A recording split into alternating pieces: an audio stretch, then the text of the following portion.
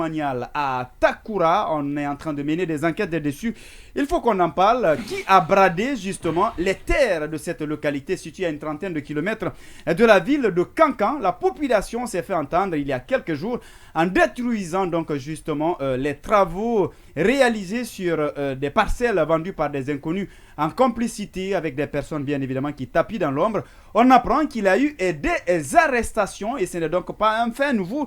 Habib Marouane, dans certaines localités aujourd'hui, d'ailleurs Takura n'est pas la seule ville, on assiste à ces genres de situations. On vend des domaines et à l'arrivée on ne sait pas qui a vendu ces territoires, mais sauf que au niveau de Takura, ça a tendance à prendre de nouvelles tournures.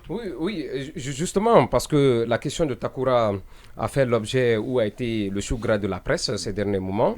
Et très malheureusement, il y a un certain nombre de nos confrères qui ont soutenu la tendance sur les réseaux sociaux et se sont adonnés à cœur joie, très malheureusement sans pour autant recouper toutes les informations. Donc après le tollé que cela a suscité du côté de Kankan, plus précisément à Takura, on a interrogé plusieurs sources et on a eu quand même des audios, un audio très exclusif du doyen de Takura qui a prêté ou qui a donné une interview à un média local de la place. Et dans ses propos, c'était mieux même que... justement, c'est de 11 minutes. De 11 minutes, voilà, justement. Mais c'était important de faire passer, ne serait-ce qu'un extrait on reviendra des propos. Sur ça, voilà, donc on reviendra sur ça très prochainement. Maintenant, selon nos propres enquêtes qu'on a menées depuis pratiquement 3 jours, il nous a été rapporté que depuis quelque temps, les citoyens de Takura sont surpris de constater, très malheureusement, qu'il y a des citoyens de la localité qui revendent des parcelles, des terrains nus de ce côté. Ce n'est même pas loti. Hein. Ils viennent, ils le font. Oui. Et on assiste quand même on voit des gens qui viennent revendiquer la paternité de ces domaines. Donc, et on cite un nom, à tort ou à raison, mais dans nos enquêtes, il a été révélé que le général Bouré Makondé pourrait être de loin dans cette affaire. Parce parce qu'il est de Takura, on va aller sur le fait.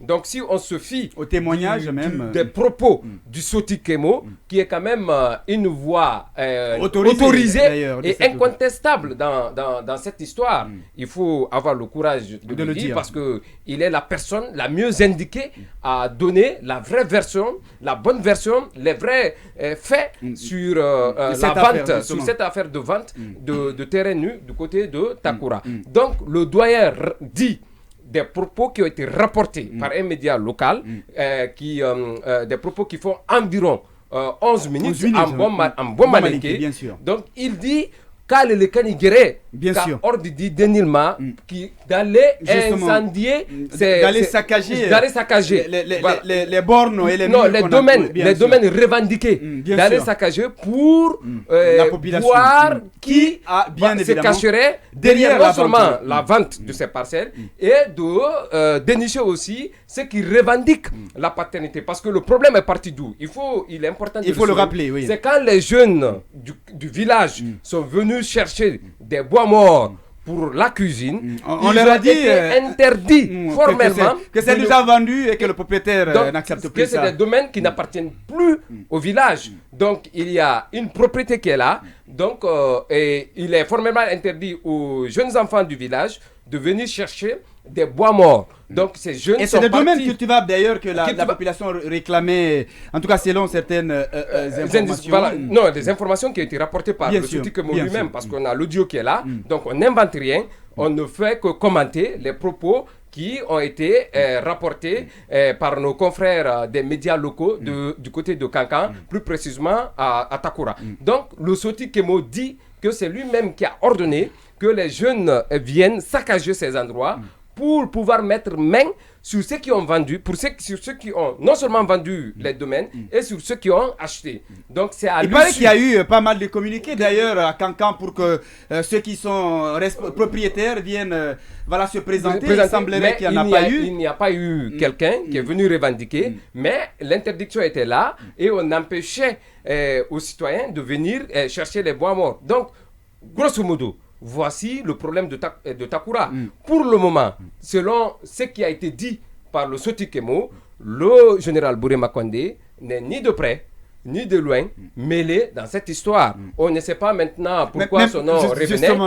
Oui, parce qu'il est de Takura quand même. Et puis, il y a une sorte d'amalgame qui se passe.